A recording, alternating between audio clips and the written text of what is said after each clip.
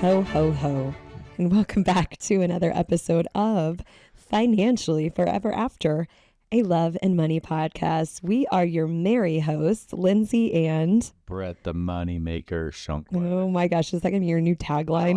I like it. Oh gosh. Okay, so we are going to be talking today because it is the holiday season. It is upon us officially. So whether you are celebrating Christmas, Merry Christmas, Feliz Navidad, Happy Christmas, Merry Keshmish, I don't know. There are different ways to say that out there. Maybe you're celebrating Hanukkah, Happy Hanukkah to you, or maybe you're celebrating Kwanzaa, Happy Kwanzaa. No matter what holiday you are celebrating, enjoy. But it's also time with family and being with our loved ones. Yep. And that is what the holidays are all about, whether you get along with your family or you don't. So these, we thought we'd go a little fun with our outfits today, right, babe? Yeah, I had What do you got on there? I had Lindsay. I was like, hey, why don't you bring something fun today for us to do for the podcast? And you have a shirt that says, feel the joy, right? Yes, I handmade this.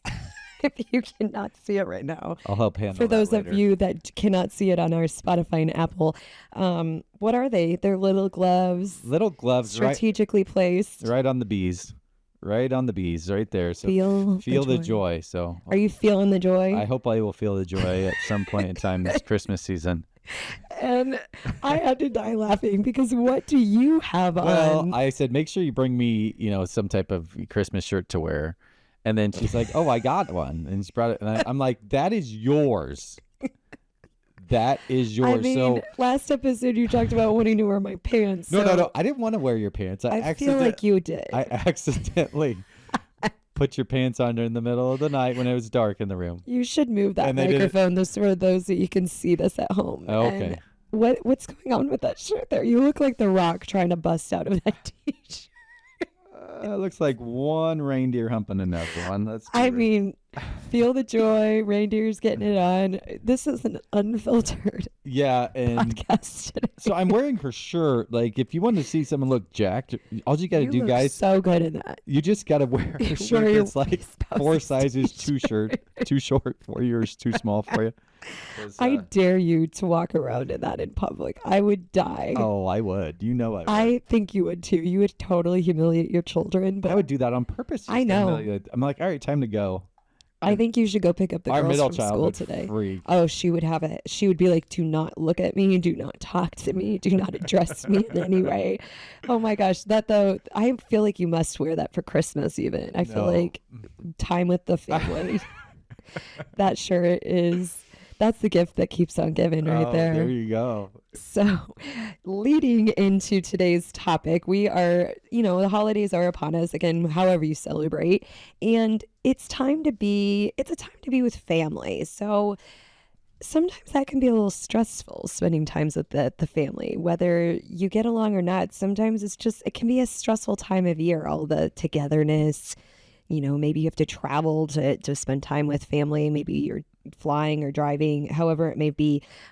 So I did some research regarding how you and your partner can kind of communicate prior to spending time with family as a way to kind of cope through this, so to get through this. So this is all coming from Mindful Care Therapy. And the first thing you should do, and I thought this was pretty cool, you need to stay united with your partner, because obviously your partner is your confidant, your friend, your partner in crime. And so they suggested having a pre-holiday summit meeting. And you should know all about those kind of meetings, summit meetings. Do you have an idea of what they mean by that? Pre-holiday summit Yep. meeting. That sounds like you need to go out on the town with your partner, enjoy the last day of your like a restaurant. before you well you could do it that way. Craziness. No, well, it could be, but no, this is just kind of a pre-vamping for getting prepared for spending time with all that family. So the first thing is to create a holiday code language between you and your partner. So when you're spending time with family, maybe I go to squeeze your hand 2 times. That might mean, hey, help me. I Oh. need you to come break me out of this situation. Aunt Gerda is like going on about her upper lip being needing to be waxed, and I cannot handle this situation right now. Maybe you have a code word jingle bell, as my bell is jingling right now. Oh, This there is you going to go. get annoying. But whatever it may be, you come up with a code language between you and your partner prior to spending time with your family Mm-hmm. so that you're simpatico. Ooh, that's a good idea. Yeah. Second thing in your pre summit meeting, family in-law bingo. This is my favorite actually. What? So you and your spouse come up with different kind of like mental bingo card lists, or maybe you write them down, but like things that you know your family are going to do, like whatever it may be. Maybe you're hosting and your mom is going to run her finger along the cabinets and say, oh, it's looking a little dusty. You know she's going to do that. That's going to be on your bingo list. Or Uncle Dan is going to get political and start talking about, whatever it may be. That's on your bingo list. So you make it kind of a game to kind of help yourselves with getting through with your sanity, basically. I'm just thinking Christmas vacation with Uncle Eddie. Ah, Shitter's full. so yeah, maybe you have an Uncle Eddie in your life. I don't know. So that's basically your pre-holiday spending time. This is Okay. happening before you make the trip to wherever you're going this year, or maybe again it's you're hosting and family's coming to visit you.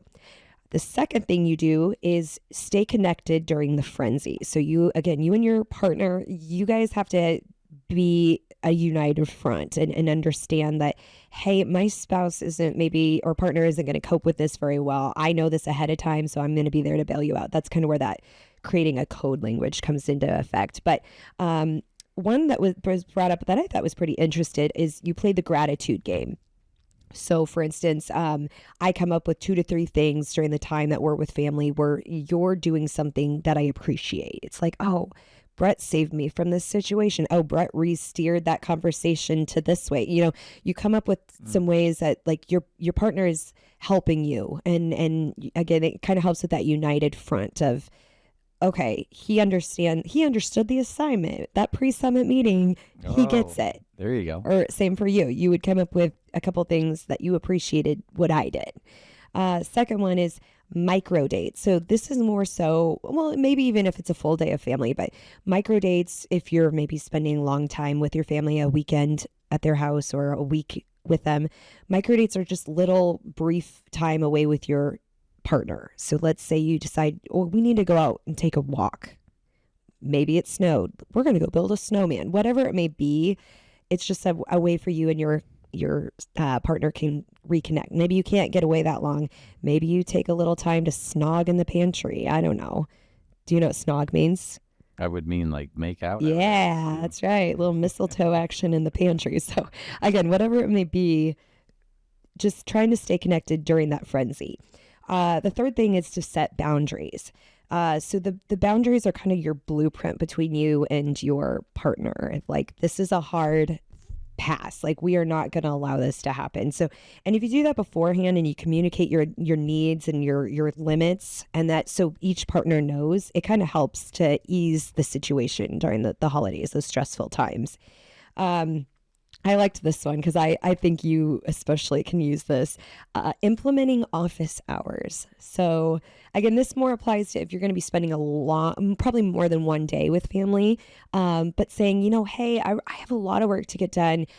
I'm free to go do whatever holiday related family stuff you want to do after 10 a.m. or, whatever it may be. You have that time to say, time out. I need some time before we get into the crazy. Like, I got family time. Yeah. From like 1 to 2. Anything you want to do all day long from 1 to 2. I think you're being a little excessive over there with that. That's too much boundaries there.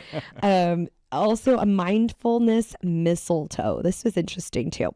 So you place the mistletoe somewhere that it's a little more private, a little more a place where you just can be comfortable. And it's not necessarily making out with your partner. Maybe you that's what you're going to use it for. But it's also you can use it as a tool to kind of just take a deep breath. Like, I see the mistletoe.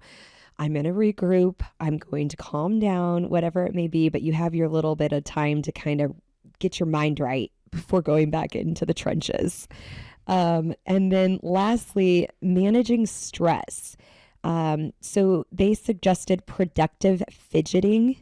What? And what they mean by that is, let's say they need help peeling the potatoes. Maybe they need someone to run out and grab ice. This kind of gets your hands are working, so your mind is off the situation a little bit, if that makes sense. So it's just like kids with their little fidget spinners at school, except you're an adult now. You get to husk corn or peel potatoes or wash dishes. I don't know, whatever takes your mind off of it. But and then lastly, an exit strategy. You and your partner need to come up with smooth exit strategy. So again, maybe a code word. I think this is hard for us in the Midwest. We're always like, slap the knee. Welp, it's about that time. Yeah, pretty much. And then nothing happens. What is it the Irish exit or the Irish When they turn away and they Irish just goodbye? leave. Yeah, you just disappear. You don't say maybe don't do that because you might have some resentment there. So you want to make Yeah, sure it's a don't do that. peaceful separation, but maybe again, you and your partners set a time where it's like, at this time we are going to exit and we're going to stick firm. I think what if you told them ahead of time? Like as you came in, like, hey, Absolutely. you know what? Like, I know it's 11 o'clock, but just so you know, we have to get here by 4, which means you got to leave at 3:30. Yes, that is a very good suggestion. And I did miss one too. Redirecting the conversation while you're there. So again, you got Aunt Gertie talking about her lip, or it gets political, whatever it may be. They suggested it's called verbal impromptu. So basically, you're just taking what they're saying and either redirecting the conversation or yes and. So for instance, your mother is planning all of the food and you're like, well, I know she's not going to have anything that I like. I'm maybe on a diet or I have restrictions. So you suggest, oh my gosh, that menu sounds amazing. We're looking forward to dinner. Yes, and I will also be bringing a side dish that meets my dietary needs. So it's just I agree with this, but yes, and kind of adding to the situation in that regard. So those are just some tips to help you get through this holiday season. On the other end of it, just making sure you're staying united with your partner. So what if the holidays at your house? That's And the tricky part. and That's then why you're like, hey, it's 6 o'clock and everybody was over here at 11. Mhm. Like, and they're not leaving. yeah, then what do you do? Well, in your case, you're like, well, I'm going to bed or whatever it I'm may going be. to bed But at you 6. you have used the I'm going wherever. You don't have to leave, but I ain't going to be around here. What is that? Basically, It's a song, yeah. you don't have to go home, but But you can't stay here. You could politely suggest that. So again, I think that goes back to setting boundaries ahead of time with the family to say, we're happy to host the holiday. However, 6 o'clock, we need people to start heading out. We have plans with family or our immediate family or just each other, whatever it may You be. can't have plans with family if you're with your Well, family. if say it's just you and your partner, we're going to go watch a holiday movie and we had this planned or whatever. You can fill in the blank, Yeah. but you let them know ahead of time, these are our boundaries and we want you to respect those boundaries. Okay. So yeah, so there's some great holiday tips for getting through the holidays with family. As long as I'm feeling the joy, we're all good. Feeling that joy.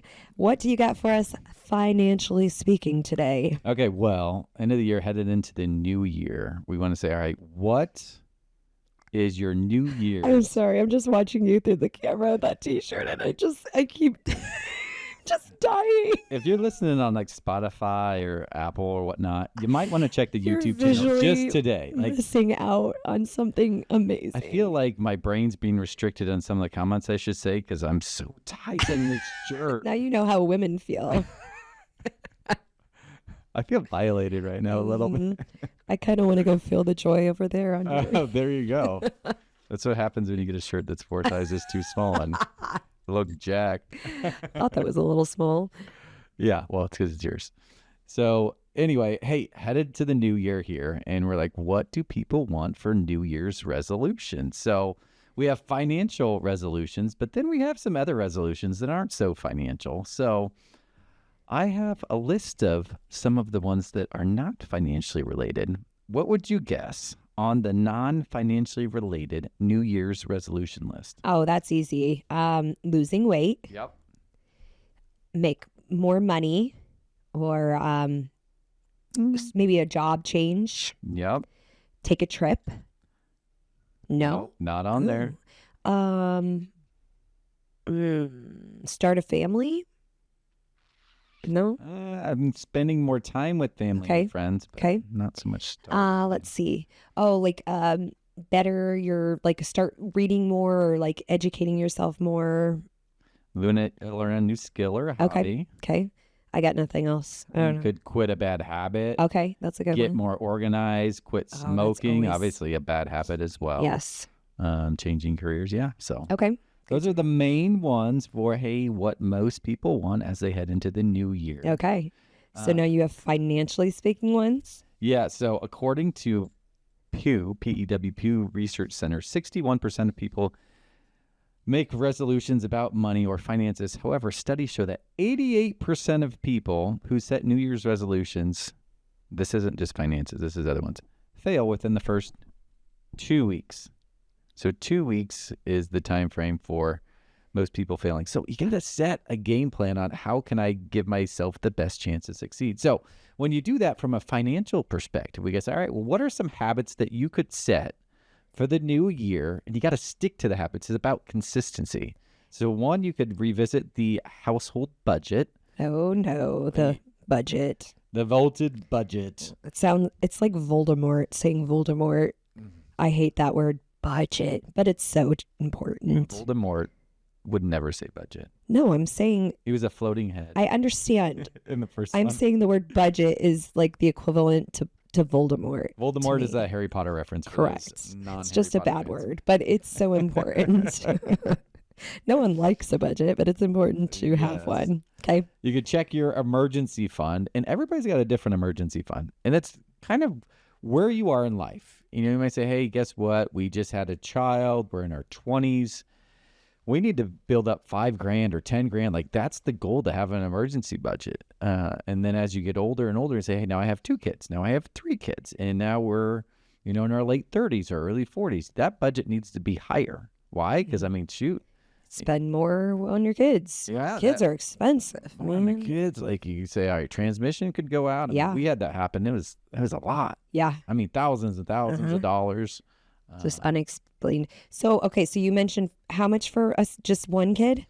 5 to 10? So I would always say 5 to 10. The goal is really to have about 3 to 6 months of your gross annual earned income saved. And you might say, oh my gosh, that's confusing. What does that mean? So that just says, make it simple. If you're making $100,000 a year, Yeah. you need to have about 3 to 6 months. So $100,000 a year. So Yes. half of a year, that'd be $50,000. Okay. So you need somewhere from about $25,000 to $50,000 liquid and available. That doesn't That's mean a lot of money. What if people can't afford to do that? What if they're living paycheck to paycheck? Well, it doesn't mean that money's got to be just in like a checking or savings account. It could be in like other stocks or investments, but it just needs to be accessible should you absolutely need it. And you might say, yeah, well, what if you are paycheck to pay? Well, you got to start somewhere. Yeah. And as you start, So even if it's a couple hundred, like whatever you can square away. we had a friend that I talked to here just within the last week, and she's like, oh, well, this is a new stock that you're recommending. I'm like, yeah, I think it's pretty good. So she's like, okay, well, out of every paycheck, I could put like, I don't know, $75 to $100 in there. I'm like, yes, absolutely. Now you're getting the idea. Yeah. And you So it start- doesn't have to be thousands. No, it doesn't have to be thousands, but Whatever you the can goal do. is to build that up to get that. And you might say, Okay. well, why do I need 3 months? Why do I need 6 months? It's because if you lose a job, that is the biggest reason that you need to have some built up money, built up reserves, or, just, living is expensive these days. So we want to make sure that you don't have to go to credit card debt in regards to that. So build up some money there, build up an emergency fund. So they kind of work hand in hand on that household budget will help you figure out where do you have excess.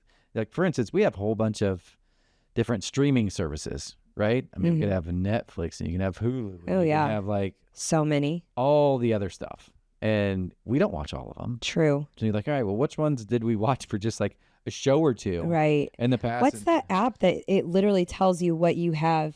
is that important to maybe get one of those where it's I've like, seen it on TV. yeah, and then it can tell you like, hey, you have this subscription that you might have forgot about. So that might be important to get something like that. It was like the gal that said, "Oh, I had 2 Netflix apps." And Yeah. I didn't even know. I'm like, "Oh, that's crazy." That could happen. We probably need to look that up. We should. Yeah. That's something. So We talk there you about go. people. You need to budget. Yes. We need to budget. We need to budget. We we need need to to- put ourselves on we a need to budget. look up Well, that it's app. because our kids are like, hey, I want to watch this show. Can we start this subscription? And then you forget you did it. You're like, So, "Oh, it's a week long for Yeah. free," and then afterwards, yeah, you're like, you "Oh." forget to stop it. But there's like 3 seasons, and you're like, "Ain't no way you're gonna watch it in a week." Right.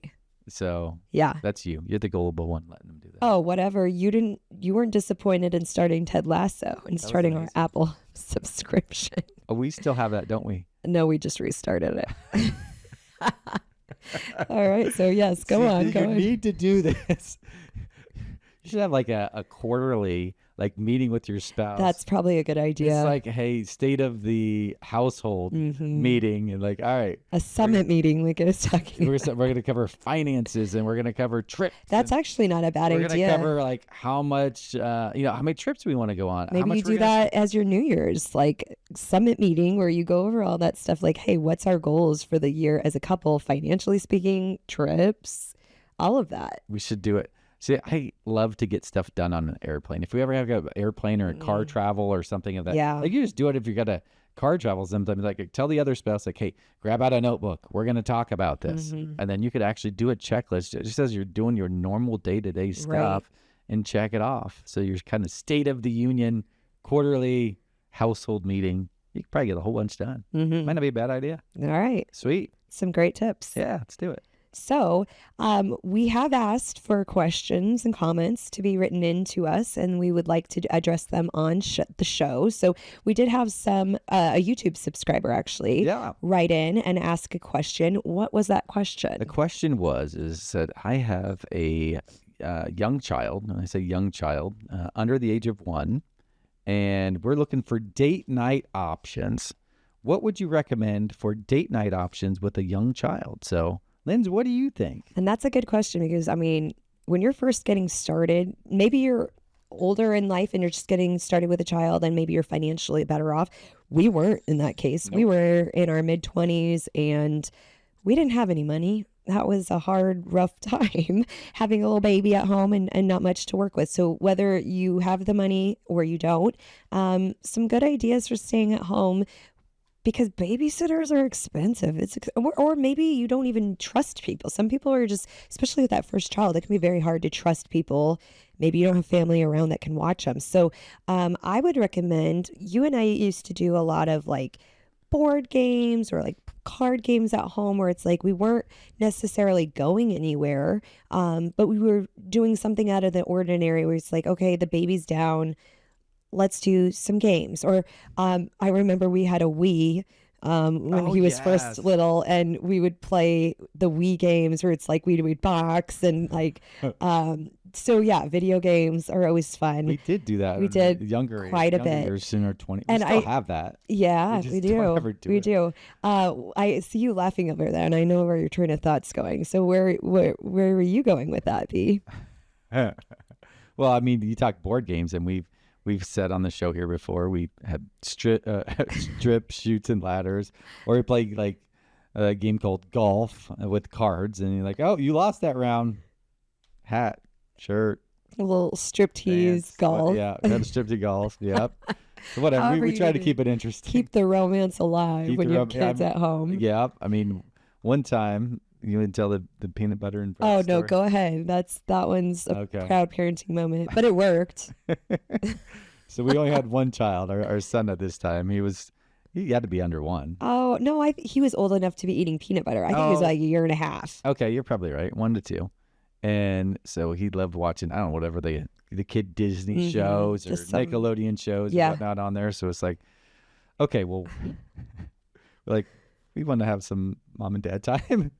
Nothing crazy. I think we were Yeah, just but- making out, just having time where it was like, yeah. So in essence, we said, all right, well, let's turn on the show. Let's give him a sippy cup, give him some he was in his high chair. bread and peanut butter in a high chair, and we're going to sit in the living room, watch the show, and we're going to go Well, mind you, the living room and the kitchen were very close Yeah, very together. It's not close. like we were leaving our child. We're like but 15 feet away. yeah, but he didn't turn around once, and we just had some mom and dad time. It was great. You can keep it interesting You can on a keep the budget. romance alive. Or now, and I know we've done this, we talk about subscriptions again, but I think this is pretty cool.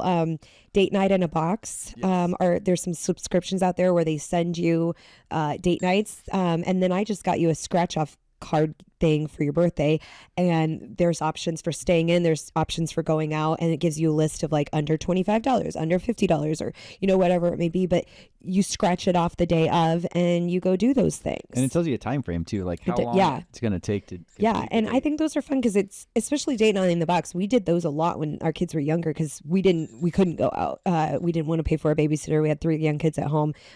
Those subscription boxes are pretty affordable, especially around the holidays. Watch for those discounts. But those are great ideas. And anymore, I honestly think there are so many places that are kid friendly out there. So I don't think that you have to leave your kid at home anymore. You can go to the movie theater. Obviously, when they're younger, you can keep them in their little carrier, and a lot of times, hopefully, they'll sleep. I know we took our baby to a bar. She was in the her little sleeping thing, but we went out with some friends. She slept, and so those things can be done. I think that today's society is more kid friendly. I feel like that you can really take your kids. You remind me of like Reese Witherspoon on Sweet There's Home a Alabama. baby You have a baby in a bar. I mean, take your kids on those places, or go to the zoo, make it fun. But yeah, I feel like you can still have that time with your spouse or your partner without having to pay for a babysitter or leave your child at home. So come up with those fun ideas. If you can't afford the subscription boxes, there's so many ideas on Pinterest. Get on Pinterest, look for ideas. But yeah, some different tips for you there. So hopefully that answers your questions. But if you have future questions and you want to dive more into the relationship or financial side, hit us up. Where can they hit us up, babe, on those comments? You can comment on YouTube, questions. right? YouTube. We're on YouTube.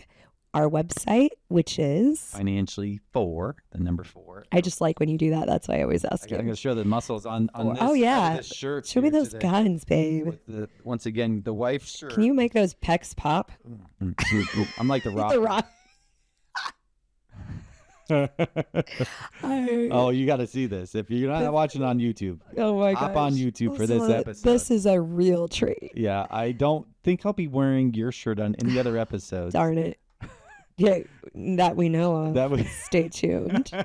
But yeah, if you want to follow us on Instagram, on Facebook, we're also on tweet, or I always get it wrong, X. X instead Yeah, of Twitter. follow us. It's And now I know. X.